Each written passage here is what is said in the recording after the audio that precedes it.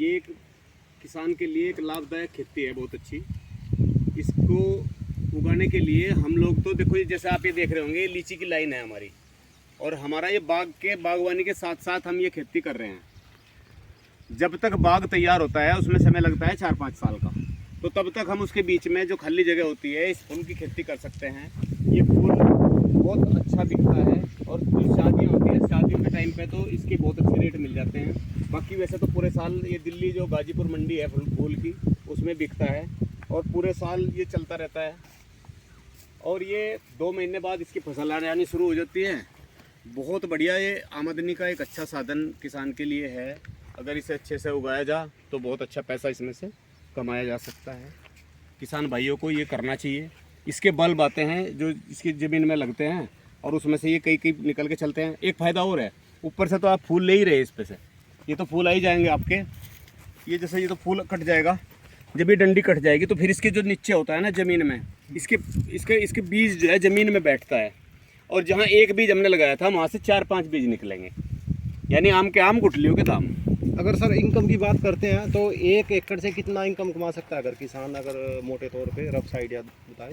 ये एक लाइन जो है मेरी 400 फीट लंबी है जी, और एक लाइन में हमने इसमें ये 1200 लगभग 1200 से 1500 हमारे बल्ब लगे थे, और जिनका 4 गुना इसमें से फूल मिलना है, क्योंकि एक में से 4 डंडियाँ निकलती हैं, 4 के फूल आते हैं। और सर कितना खर्चा आता है खेती में, जैसे बीज बल्ब जिसको बोलते हैं, तो वो बल्ब 3-4 रुपये 5 रुपये तक की कॉस्ट के आते हैं, उसके साइज़ के हिसाब से मिलते हैं, उसके हिसाब से आता है। और उसी हिसाब से मैं आपको बताऊं तो ये जो डंडी है शादियों के समय पे तो ये 5 से 6 रुपये तक की एक डंडी चली जाती है जी। हाँ, और अच्छा सा अगर भाव मिल जाए तो 7-8 रुपये तक भी जा सकती है। बाकी 2-3 रुपये का तो नॉर्मल इसका रेट हमेशा रहता ही रहता है।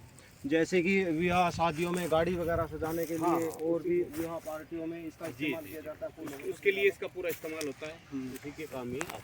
तो कितने महीने की खेती है सर ये लगाने के 2 महीने बाद फसल जो है हमारा फूल देना शुरू कर देती है, और उसके बाद 2 महीने तक लगभग चलती है, और उसके बाद 1-आध महीने में इसका बीज बाद में उखाड़ सकते हैं।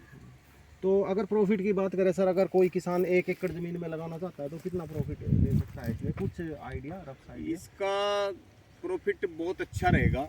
इसका मैंने पूरी कैलकुलेशन तो 1 एकड़ की निकालनी रखी, मैं तो लाइन के हिसाब से आपको बता सकूं, क्योंकि मैंने एकड़ के हिसाब से लगाया ही नहीं था अभी तक। मेरा तो बाग के साथ में ये मिक्स उसमें फार्मिंग में चल रहा था। जी जी, जैसे आपने यहाँ पर इलायची हाँ। इलायची के लगाए हैं, लीची के पेड़ भी लगाए हैं, हाँ हाँ, और उसके साथ आपने यहाँ पर देखे बीच में फूलों की बीच में जो खाली जगह हमारी होती है उसमें हम इसको इस्तेमाल करते थे। पिछले खेत में भी हमारा ये सारे में लगा हुआ है।